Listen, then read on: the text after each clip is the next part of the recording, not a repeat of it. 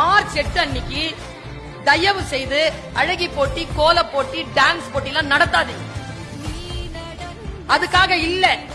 அந்த நாள் ஆணுக்கும் பெண்ணுக்கும் சரி நிகர் சமானமான கூலி வேண்டும் என்பதற்காக அமெரிக்காவில் பஞ்சாலைகளில் பெண்கள் நடத்திய போராட்டத்தின் விளைச்சல்.